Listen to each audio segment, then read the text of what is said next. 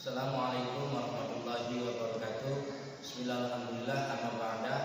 Anak-anak yang dimuliakan oleh Allah Subhanahu wa taala, berjumpa lagi dengan saya Nurul Huda.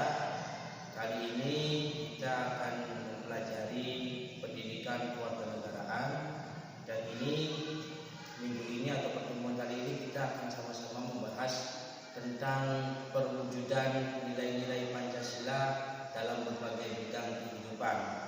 Kalau yang waktu kelas 8 kalian sudah mempelajari bahwa nilai-nilai Pancasila atau Pancasila sila pertama sampai sila yang kelima ini semuanya saling berkaitan.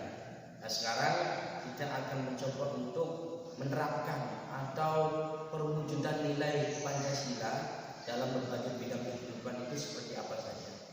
Yang pertama, dalam perwujudan nilai-nilai Pancasila ini kita akan menjelaskan tentang atau nilai-nilai Pancasila ini kita akan diterapkan dalam politik atau di bidang politik. Kemudian yang kedua, bidang ekonomi. Yang ketiga, bidang sosial dan budaya. Dan yang keempat, di bidang pertahanan dan keamanan. Baik, yang pertama adalah perwujudan nilai Pancasila di bidang politik. Dalam politik, nilai-nilai Pancasila ini sudah pasti harus diterapkan dengan baik. Ada beberapa hal yang harus diperhatikan ketika kita mengenai politik. Nilai-nilai Pancasila ini harus diterapkan. Yang pertama adalah lembaga negara. Artinya adalah perwujudan nilai Pancasila ini dapat dilihat pada perkembangan kebutuhan masyarakat mengenai lembaga negara. Lembaga negara itu apa saja?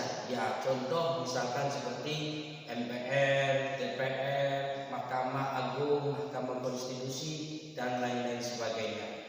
Yang kedua, bidang hukum atau dalam hal hukum.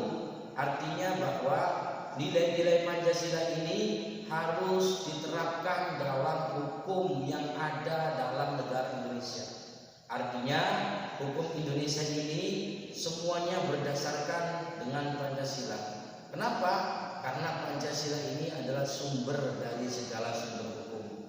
Yang ketiga, sistem demokrasi. Artinya apa? Bahwa dalam perwujudan nilai Pancasila ini kita harus diterapkan dalam sistem demokrasi. Artinya sistem Indonesia ini karena adalah mengutamakan musyawarah. Sistem Indonesia ini mengutamakan sistem musyawarah. Kemudian yang kedua, perwujudan nilai Pancasila ini di bidang ekonomi. Seperti perekonomian disusun sebagai usaha bersama berdasarkan atas kekeluargaan. Kemudian yang kedua, cabang-cabang produk yang penting bagi negara yang menguasai hajat hidup masyarakat atau orang banyak dikuasai oleh negara. Kemudian yang ketiga, bumi, air, dan kekayaan alam dikuasai oleh negara dan dipergunakan untuk kemakmuran rakyat. Kemudian yang keempat, perekonomian nasional diselenggarakan berdasarkan atas demokrasi ekonomi dengan prinsip keadilan, kebersamaan, efisiensi berkeadilan, berkemandirian, serta menjaga keseimbangan, kemajuan, dan kesatuan ekonomi nasional. Selanjutnya, perwujudan nilai Pancasila ini dalam bidang sosial budaya. Seperti yang pertama, menghargai keragaman budaya Indonesia. Yang kedua, pelestarian keragaman budaya Indonesia. Yang ketiga, mengembangkan nilai-nilai persamaan status sosial. Yang keempat, menjaga agar nilai-nilai eksklusivitas dan kedaerahan sempit tidak berkembang.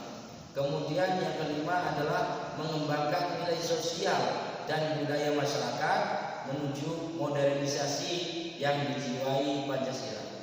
Selanjutnya, sistem politik atau nilai-nilai Pancasila ini diterapkan dalam bidang pertahanan dan keamanan. Seperti yang terkuat dalam Undang-Undang Negara Republik Indonesia tahun 1945 pasal 27 ayat 3 menyatakan bahwa setiap warga negara berhak dan wajib ikut serta dalam upaya pembelaan negara. Yang kedua, berdasarkan UUD RI tahun 1945 pasal 30 ayat 1 yang berbunyi menyatakan bahwa setiap warga negara berhak dan wajib ikut serta dalam usaha pertahanan dan keamanan.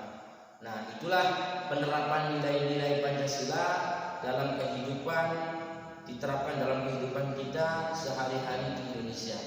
Mudah-mudahan ada manfaatnya. Terima kasih atas perhatiannya. Mohon maaf.